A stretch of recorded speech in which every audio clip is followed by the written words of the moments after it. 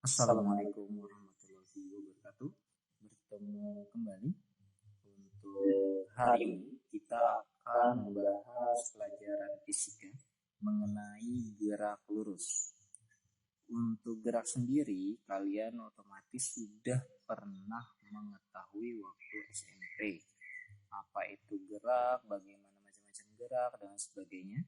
Di SMA, kalian akan mengulang kembali tentang gerak, dan untuk bab ini kita akan berbicara tentang gerak lurus. Untuk gerak lurus sendiri memiliki kecepatan konstan dan gerak lurus memiliki percepatan konstan. Artinya untuk gerak sendiri, kita terus dulu. Untuk materi hari ini kita akan berbicara tentang gerak. Gerak itu memiliki kecepatan yang konstan dan memiliki percepatan yang konstan. Pada saat suatu benda, kita ambil contoh di sini adalah sebuah partikel benda atau suatu benda, dia bergerak dari titik A menuju ke titik B dengan kecepatan yang konstan. Misalkan di sini anggaplah 0 awalnya, 0 meter per sekon. Sampai di sini dia memiliki kecepatan sebesar 30 meter per sekon. Pada saat 0 sampai 30, otomatis dia akan mengalami suatu kecepatan yang tidak berubah. Entah itu di titik di sini di tengah atau di ujung dan sebagainya. Nah, pada saat dia mengalami kecepatan yang tidak berubah, maka di situ dikatakan kecepatan konstan. Dan percepatan pada saat dia menambah kecepatan dari 0, 10, 20, artinya perubahan dari kecepatan tersebut itu dia mengalami kenaikan sebesar 10 meter per sekon, artinya dia mengalami percepatan yang konstan. Itu dinamakan kecepatan dan percepatan konstan. Nah, selanjutnya kita akan belajar tentang gerak lurus. Gerak lurus itu dibedakan menjadi dua. Yang pertama itu adalah gerak lurus beraturan, kita lambangkan dengan GLB. Dan yang kedua itu adalah gerak lurus berubah beraturan atau GLBB. Nah, jadi ada GLB, ada GLBB. Lalu, apa itu GLB dan apa itu GLBB? Nanti setelah kita bahas tentang hal-hal yang mempengaruhi GLB dan GLBB atau gerak. Nah, yang pertama kita lihat, yang pertama itu adalah kita harus mengenal yang namanya jarak dan perpindahan.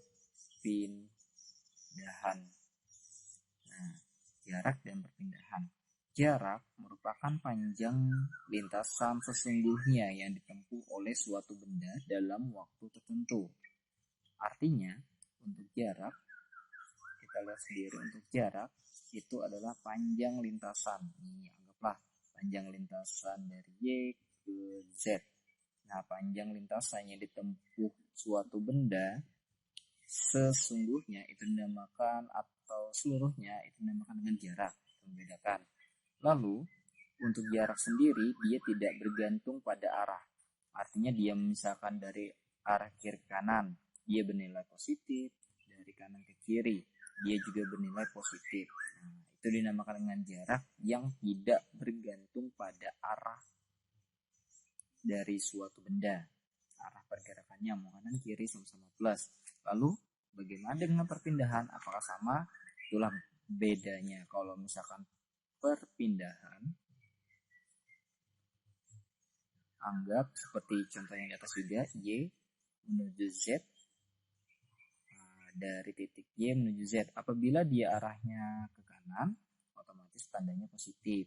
Apabila arahnya ke kiri, dia memiliki tanda negatif. Ini perbedaan antara jarak dengan perpindahan. Apabila jarak tadi dia tidak dipengaruhi oleh arah, artinya nilai seluruhnya itu tetap positif, mau kanan maupun kiri. Sedangkan perpindahan dia dipengaruhi oleh arahnya. Jadi dia misalnya kanan itu positif, kalau misalnya dia ke kiri itu negatif. Nah, bagaimana dengan besarannya? untuk jarak sendiri itu termasuk besaran vektor. Vektor jarak merupakan besaran skalar, sedangkan perpindahan itu adalah vektor. Jadi apa itu perbedaan skalar dengan vektor? Apabila skalar dia memiliki suatu besaran yang memiliki besar atau nilai dan tidak memiliki arah, sedangkan vektor suatu besaran yang memiliki nilai dan juga arah. Jadi di sini arah itu berpengaruh, sedangkan di sini arahnya tidak berpengaruh. Itu perbedaannya antara jarak dan perpindahan. Bagaimana lambang dari jarak dan perpindahan? Itu sama lambangnya, yaitu lambangnya adalah S. Satuannya apa? Satuannya meter. Jadi untuk jarak dan perpindahan itu sama-sama memiliki lambang S, hanya yang membedakan kalau misalnya jarak itu skalar, tidak memiliki arah, tetapi dia sama, dia hanya nilai saja, sedangkan perpindahan dia vektor, dia memiliki arah dan juga nilai. Selanjutnya, apa yang hubungan jarak dan perpindahan? Nah, di sini kita masuk ke dalam kelajuan dan kecepatan. Nah, untuk orang awam, biasanya umumnya kelajuan dan kecepatan itu dianggap sama. Biasanya seperti itu. Misalkan berapa sih motor kelajuannya, berapa sih motor kecepatannya? Kan biasanya sama saja tuh biasanya orang-orang menganggap seperti itu. Tetapi pada ilmu fisika, kelajuan dan kecepatan itu tidak sama. Kalau misalkan untuk kelajuan, dia merupakan besaran skalar, sedangkan untuk kecepatan itu merupakan besaran vektor. Artinya, kalau misalnya kelajuan, dia menggunakan jarak, apabila kecepatan, dia menggunakan perpindahan. Itu bedanya. Lalu, bagaimana untuk kelajuan rata-rata dari titik awal ke titik akhir? Nah, kita lihat di sini untuk kelajuan dan kecepatan ini lambangnya sama-sama V.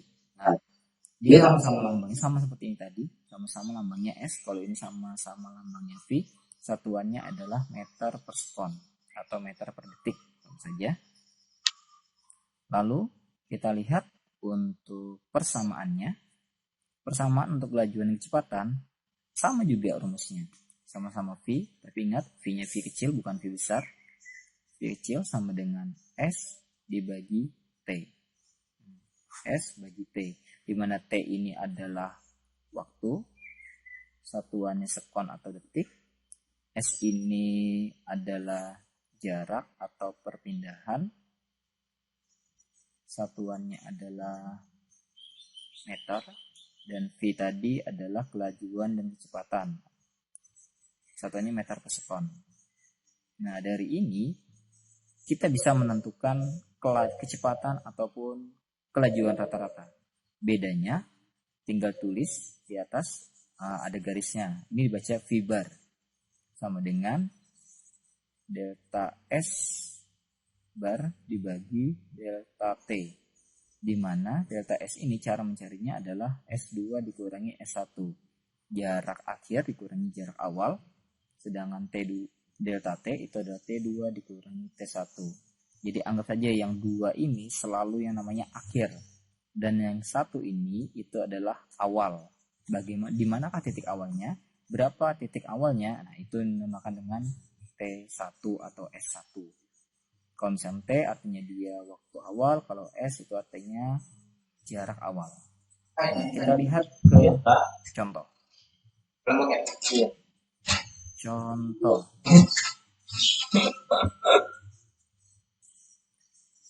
Akhirnya. Suatu mobil bergerak dari titik A menuju titik B seperti gambar. Nah, gambarnya Anggap ini A, ini B. Titik A, titik B. Lalu mulai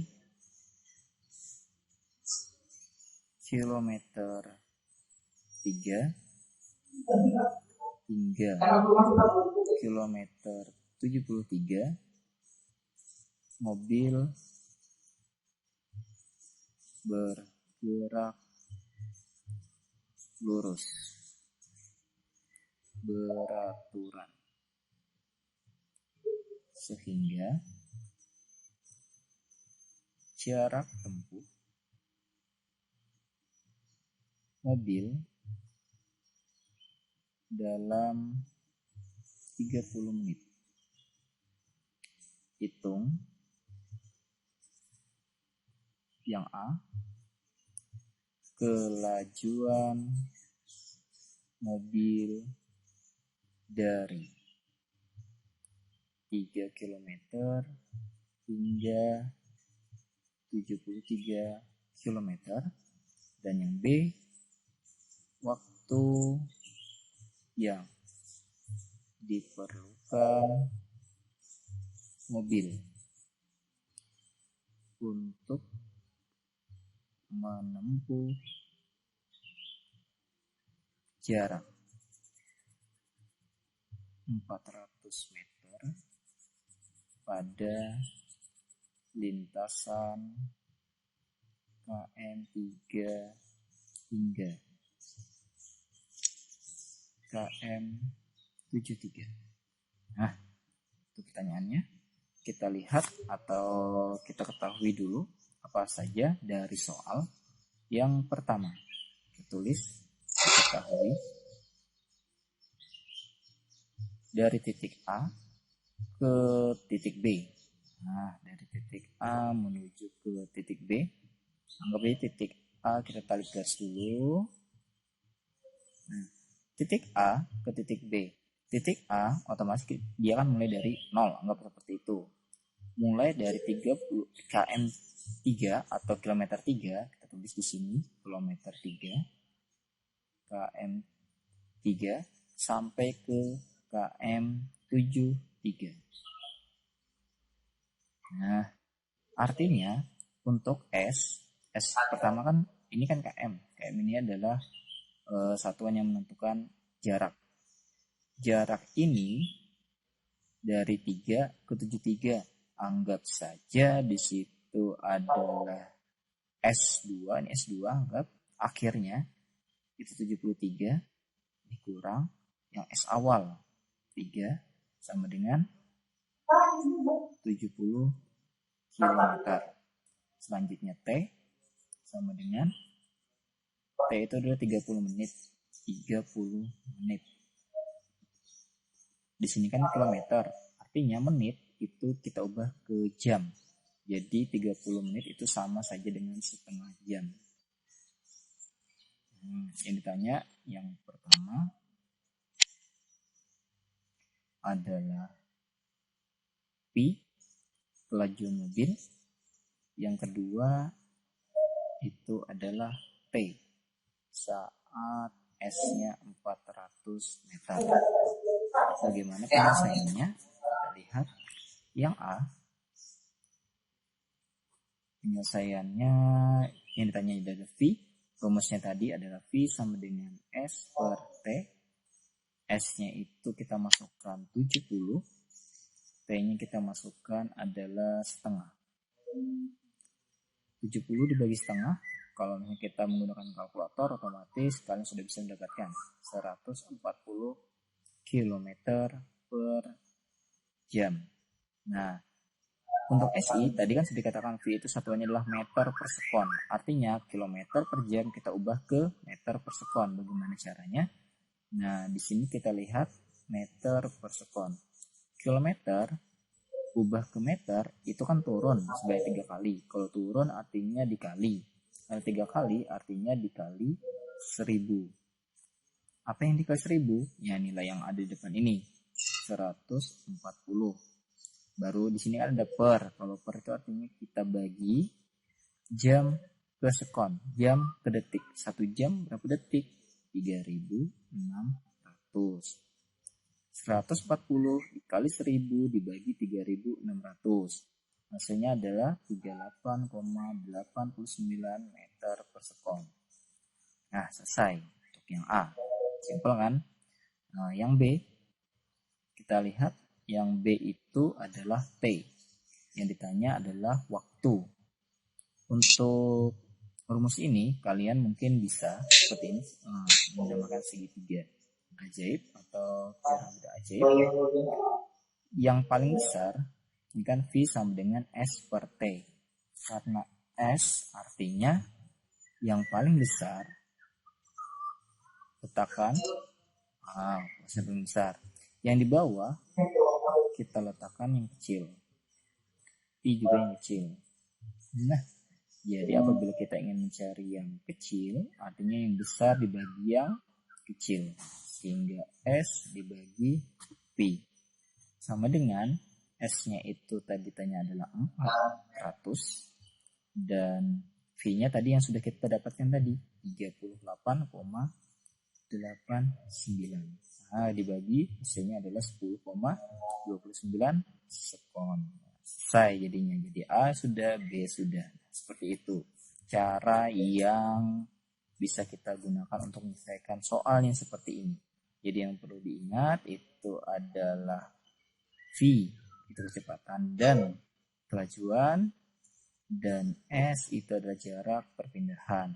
Untuk minggu berikutnya kita akan membahas atau melihat contoh dari perpindahan, jarak, kecepatan, kelajuan, dan sebagainya. Oke, semoga kalian bisa memahami dan jangan lupa selalu sehat dan semangat dalam belajar. Assalamualaikum warahmatullahi wabarakatuh.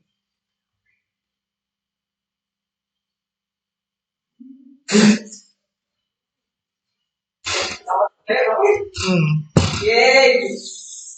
Jangan lihat kakakmu. Udah jadi belum kau kakakmu?